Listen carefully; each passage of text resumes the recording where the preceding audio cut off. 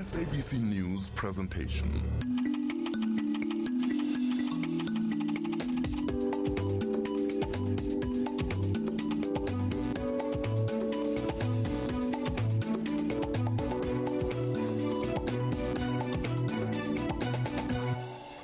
Good evening to you. Welcome to Interface here on SABC2. My name is Humphrey.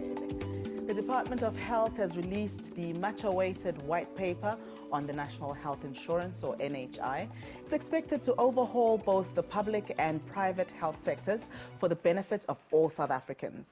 Now, tonight on Interface, we ask, how will this NHI work in practical terms? And you can join in the discussion, as always, by finding us on Facebook at Interface on SABC, or on Twitter at Interface on SABC2, or at Tembisa Mahele. Well, before we get into our discussion, let's take a quick look at this insert compiled by Rosalia Whitehead. South Africa has achieved great strides in the health sector, such as the improvement of life expectancy. But the effectiveness and efficiency of the health system still remains a challenge. The inequitable financing and access to healthcare still affect the majority of the poor. Meanwhile, in the current system, only those belonging to medical schemes are able to access health services in both private and public sectors. They are also denied access to private healthcare when their benefits run out. Under the National Health Insurance, or NHI, medical schemes will change and combine, which may result in some schemes closing. Government insists that the new health scheme will benefit all South Africans. In primary health care, you try to stop things from happening before they happen. In other words, you promote health and prevent diseases rather than just cure and payment. That's how we want to change the system. The 200 billion rand health system has drawn huge criticism from private sector, citing lack of capacity and poor infrastructure. The National Development Plan, or NDP, of the country says the scheme is consistent with the constitutional commitment of the state. In 2012, the Department of Health launched pilot programs across 10 districts. This was to strengthen the public health system in readiness with NHI. According to the Gauteng Department of Health, the Tshwane pilot received 7 million rand. The rest of the money, we've decided to redirect the resources of the district to be utilized to make sure that the entire region is working well. A 2012-2013 NHI grant expenditure progress report highlights the lack of support from relevant officials at some provincial offices. Steve Biko, the academic hospital, is rated the only academic hospital in the country that has met all the requirements in terms of the extreme measures, like looking at the cleanliness, infection control, issues of safety of patients, issues of safety of patients, and as well as that of the health workers. While the UK's National Health Service, or NHS, tops the list of countries with best healthcare systems in the world, the country's NHS continues to experience poor staffing levels and a poor quality of healthcare, especially for the elderly. Similarly, South Africa's private sector has raised concern about the lack of key details regarding funding and skills. The NDP envisions that by 2030, South Africa should have made significant strides in moving towards universal health coverage. Rosalia Whitehead, Interface, Johannesburg. It's a pleasure now to welcome our guest tonight for this topic. Dr Aaron Motsoaledi is the Minister of Health, and we're also joined by Dr Humphrey Zokufa, who is the Managing Director of the Board of Healthcare Funders of Southern Africa. Thank you very much to both of you. Welcome to the program. Good evening, Tembe. Good evening to the viewers out there. Minister, this has been a long time coming. The Green Paper came out in 2011, and now we're here with the White Paper. Why is this good for our country, the NHI? Well, it's good for our country because, number one, it's consistent with the constitutional imperatives about health. If you look at Section 27 of the Constitution, the minister is actually obligated to make sure that health is a right, and there are many gaps in the present system that are against the Constitution. Can we get to that part, though, the gaps that you're talking about? What's wrong with the system as it currently stands, where we have the medical aids and we have the public healthcare sector operating as they are right now? Well, Tembi, let me start here. You are aware that historically, South Africa had 14 different healthcare systems, which were determined by race, by color, by ethnic origin. That's why there were 14. The Constitution abolished that, and everybody agreed. Nobody challenged it. They supported that we must have one seamless healthcare system. Unfortunately, it is 22 or 21 years post-democracy now. We are waking up to find ourselves having two healthcare systems, which are no longer determined by color, but are determined by the depth of your pocket. In other words, they are determined by your status in the community. That was never meant to be in the Constitution. We never meant to replace race with affluence. But also because in South Africa, race and affluence are proxies of each other. In other words, poverty is also a proxy for black. I'm sure you are aware of that. So in other words, if we have got a healthcare system that is determined by color, many black people will definitely suffer, just as they suffer under apartheid. And so we can't go on with that. So how does the NHI propose to fix that? Well, first of all, let me describe this present system. What NHI is a healthcare financing system that pools funds for all the citizens in our country, depending on their health needs, regardless of their socio-economic status. What is the difference? What is new? Because medical aids are doing exactly that. The medical aids for which Dr. Humphrey Zokufa is a managing director of, his board of healthcare funders represents about 80% of the medical schemes of the country. So what is the difference? The difference is that they are doing that for only a select group in the population. Actually, we know the numbers. They are doing that for 16% of the population only. In other words, funds are pooled for 16% of the population to give them access to good quality health care. 84% have been left out, and we can't go on with that type of a system. I'm sure if your child is at school and produces 16% pass, you know that is a fail. Now, we can't run a healthcare system that takes care of only 16% of the population. That constitutes fail, and the state has to change it because we don't want to fail. I want us to get to the how of that, but Dr. Zokufa, let me bring you in here. Why is the private sector up in arms about this? Or the majority of them, at least? Well, the real question is, what are your self-interests? If you have narrow self-interests, which are mainly influenced by commercial gain, that's why you would be against the establishment or implementation of NHI. The ordinary person whose interest and concern is about the healthcare system in the country should not be against NHI. I'll go on to say the current private healthcare system that the minister is talking about, which takes care of 16%, covering 8.8 million lives, is not running well at all without an NHI. So to us, and to me in many ways, the introduction of NHI is also trying to solve the current problems that are there in the sector. So I don't understand why then certain people will be against the establishment of the NHI. Well, let me throw one of the criticisms at both of you, and maybe you can start with your thoughts, Dr. Zokufa. One is they're saying this is just too expensive for the country. You know, we can't afford it with the economy the way it is, and the white paper saying that it's based on a growth rate of about 3.5%. South Africa is just not ready for that. I think we need more robust debates on that one. Where does the 8.5% of GDP spent on healthcare come from? Where does 11.2% of government expenditure coming from in terms of healthcare? Where does the 140 billion rand that is being spent and collected by the medical aids come from? Where does 170, 108 billion rand come from? Right now in the kitty, we're looking at anything between 320, 340 billion rands for healthcare. It's just that it's fragmented, it's in fragmented pockets, it is not pooled as the minister is saying. Therefore, when you talk about the establishment of NHI, I'm not so sure that we should be thinking about really new money. We should be looking at what kind of money is there now for healthcare and how that money that is there now can be pooled. And that situation is in place with the current tax base that is there, with the current rate of unemployment that is there. Minister, your thoughts on this one? It's too expensive.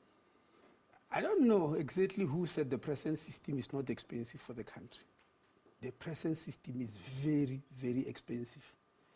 and we can put on figures to show you why it's expensive. The World Health Organization recommends that if a country has to have a very good healthcare system, it must spend at least 5% of its GDP on health. 5%. We are already on 8.5% of the GDP on health. In other words, we are spending far more than even what the World Health Organization has recommended. Let me just give you comparison. We've got to take a short break, Minister. I'm going to ask you to just hold that thought while we just take this short break. And remember that if you would like to take part in the discussion, you can do so via social media. Stay with us.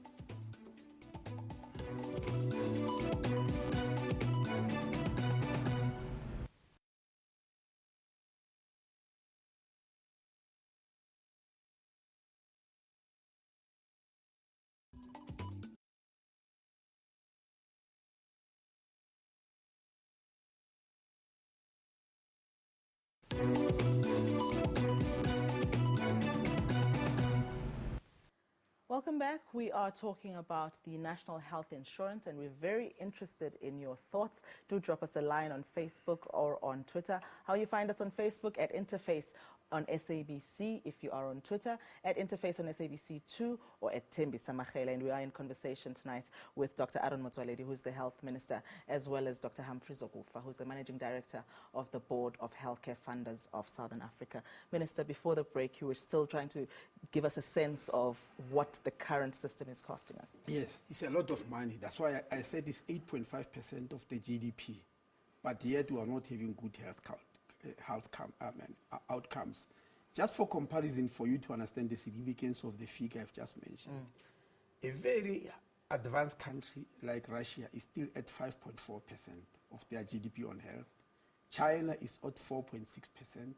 India is at 4.2%. We are already at 8.5%. But they've got better health outcomes. That 8.5% is comparable to any in Europe. So European countries are more or less at 9%. Yes. Let me just clarify this then. Are you saying that with the NHI, we would not be, as taxpayers, be required to pay more than what we are paying now? I don't think so. Than what some individual medical aid people are paying. I don't think so. Maybe let me just continue. The problem is the way the money is divided, Thembi. That 8.5% is divided like this. 5% goes to only 16% of the population. And the remaining 84% of the population must share the remaining 3.5%. That is where the problem lies. So NHI wants to equalize that whole problem. That's why Dr. Margaret Chan, the Director General of the World Health Organization, says it is an equalizer between the rich and the poor. That means the money is already there. You just want to equalize it between the rich and the poor. How would you redistribute that Because you no longer allow the rich to pool their funds. By the way, when I'm saying the rich, I mean people like myself, him and you. We all have medical aids. We're part of that 8 million. What have we done? We have pulled our money aside for us and our families only. That means the teachers, the nurses, the doctors, the magistrate, the judges, those people who are working for the states, and those who are in the private sector who are earning at a particular higher level.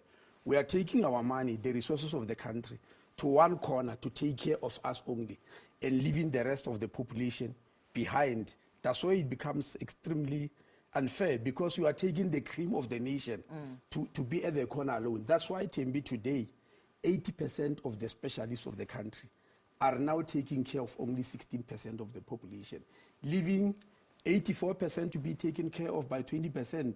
Then we are going to complain of inefficiency. For instance, we'll complain that when you go to a public hospital, you queue for a long time. Yes, because there are no doctors, because they are all taking care of 16% of the population. 84% of the population has to be taken care of 20% of the doctors. In NHI, you are saying all the doctors of the country must take care of the rest of the population equitably. Okay, Minister. Dr. Zokufa, Uputami here has got a medical aid. And he's now listening to this show and he's thinking, what is going to change for me as a person who subscribes to a medical aid? Is there going to be a requirement of me? Is there something that's going to change in my circumstances once this NHI is in place? Well, what's going to change is that you won't run out of benefits. right now, a lot of people are running out of benefits before the end of the year, and they keep on paying contributions until the end of the year. You're not going to be faced with a lot of co-payments.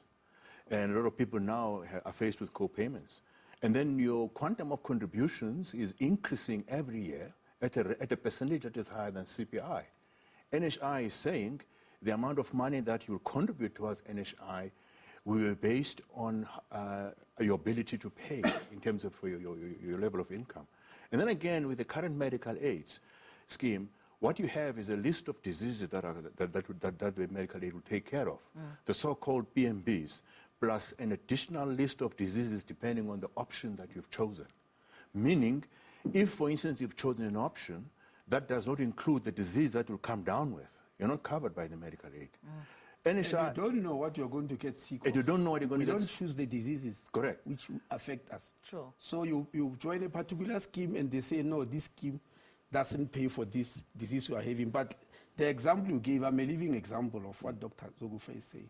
I'm on PARMED medical aid. All members of parliament are on PARMED. All judges in the country are on PARMED. It's the most expensive medical scheme. One of the, together with Discovery, they are the most expensive, the two of them.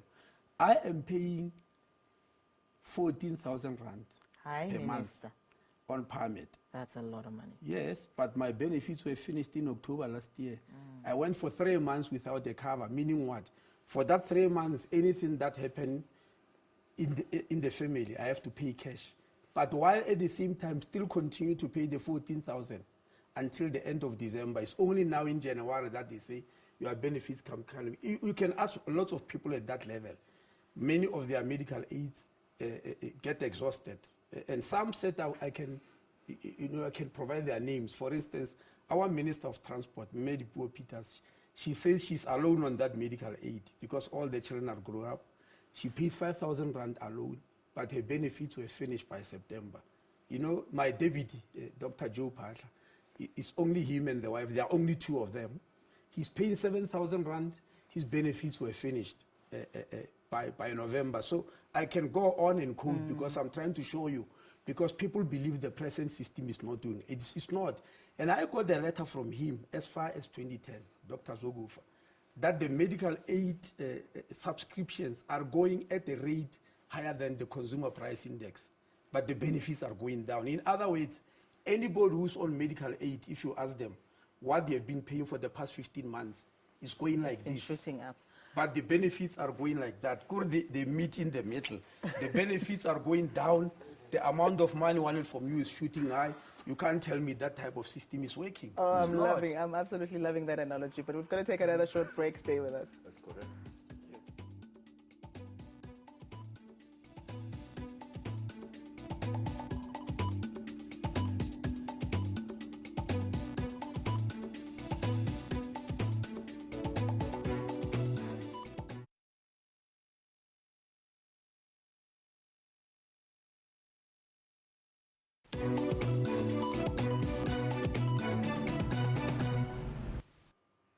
Welcome back. And Minister, here's the question though.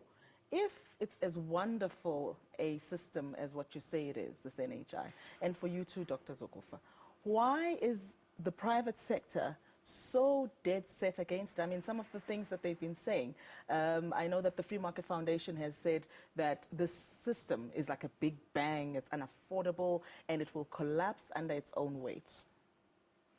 Yes, I'm wondering as well why they say that. That's why I can only think of narrow self-interest. If you're thinking about what's going on now and you're concerned about the healthcare and would like to see that improving for you and me, then I'm not so sure that one would dare say the things that they're saying. And for them to say it's unaffordable, my question is the current system affordable? Because if they say the NHI is going to be unaffordable, is the current system affordable? And then they talk about it falling under its own weight. I can tell you now the current system is not sustainable and viable going forward. In fact, one can say the current system is in the brink of collapse. So what's it going to be? My take, Tembi, is that they are part of this 16% of the population who are enjoying 5% of the GDP of health. I mean, of the GDP on their health, they themselves, and they don't want that to change. He is right. It's about self-interest. It's about it's greed. Because something favors you. You're getting everything, other people are getting nothing, and you're saying it must not change. That's the first thing. The second thing is whether they really even understand themselves. You know, I listened when how they calculated the NHI and said it's going to be too expensive, and you know, I call them con men if they really knew what they were doing. They were conning the public deliberately. Because I heard their calculation, it was based on what Dr. Zokufa here has just mentioned, prescribed minimum benefits. They based it on that and multiplied by 54. You know, I mean, that you are a con person when you are a con man if you do something like that. Let me tell you exactly what it is like. It's like you saying, look, I want to fly school kids to Durban. Can you calculate for me how much it will cost? And I go and sit and calculate each seat on the basis of a first class seat, not even business. You know, a first class in the aeroplane, in many compartments, is only for 10 or 8 people because it's extremely expensive. It's for the super rich. It's not for the general population. It's for the super rich. Right. If you go and calculate on that basis, you'll say this thing is unworkable. I can't use this form of transport. But if you are realistic as we are, we even look for help from the World Health Organization how we should calculate this. And they've given us ideas on how the calculation should go. It's not anything that the Free Market Foundation has mentioned. Actually, the second reason that they are also cheating, in the NHI, we clearly said the prescribed minimum benefit thing, we're going to do away with it. It can't be allowed. And after saying so, then you calculate the cost on something that we clearly say we can't go on with. It's not going to work. Minister, yes. We're going to run out of time, but I do want to touch on this point. One of the criticisms that also came from the Democratic Alliance. They say that the proposed structure is just a little bit too cumbersome. It's centralized and it's copying a British structure that simply just won't work in this country. And it's open for corruption and all of those things. Right from the beginning, when you mentioned the word NHI, the DA never supported it. So we don't expect them to support it in any form. At any rate, NHI is a revolution. The DA is not a party that is given to revolutions.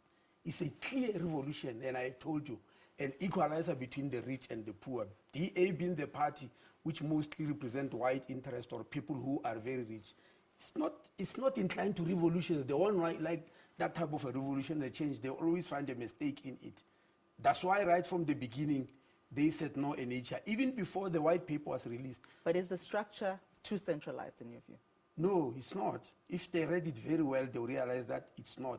It is true we're basing it on the British model of NHS, which has been there for the past 68 years. Every year, that British model is being reviewed. Every party that comes to Parliament attacks it and review it, but at the end, they keep it. For 68 years, they've never changed it. Very quickly, Minister, the pilot projects that you ran in some of the hospitals, what were the outcomes thereof? We're not running pilots in the hospitals, rather in the districts. Okay. Because NHI is not a hospital-based system. It's a system based in the whole community. We're running the pilot in the district, the primary health care, the prevention of disease, the promotion of health, the curative. That means it was everything in the 10 districts, not only in the hospitals. Well, we've learned a lot of lessons. We've learned a lot of lessons, and that was the aim. One of the lessons we have learned is that when we contract, we must start at primary health care level. We used to contract GPs, only doctors who are in private practice. We now realize we must bring other people like audiologists, speech therapists, optometrists for school kids, occupational therapists, physiotherapists. So we are now saying the whole start of NHI must start at primary health care level. Right. Very quickly, Dr. Zokufa, those that say that medical staff are just going to go to other countries if this is implemented, your final words for them? Which countries? Because if they go to the countries that they popularly go to, those countries have implemented this and they're even improving on it. I mean, if they go to Canada, they go to United Kingdom, they go to Australia, they go to New Zealand, they go to France, they go to Germany, they'll find it there. So if they leave South Africa under that pretext, then one is really going to ask a question, can I just make a comment on this central structure, what have you? That's a wrong narrative. One should look at the benchmarks. Let me make an example. A big corporate company in the private sector, very quickly, which has got a turnover, of 300 billion rand. What kind of structure do they have? And don't they have a head office? And that's a central place. All right, Dr. Zokufa, those are great words to leave it at. And of course, you know that we always continue with our discussions on our Facebook and Twitter pages. Let's do that. Thank you very much to both my guests for coming through to talk to us about this. Good night.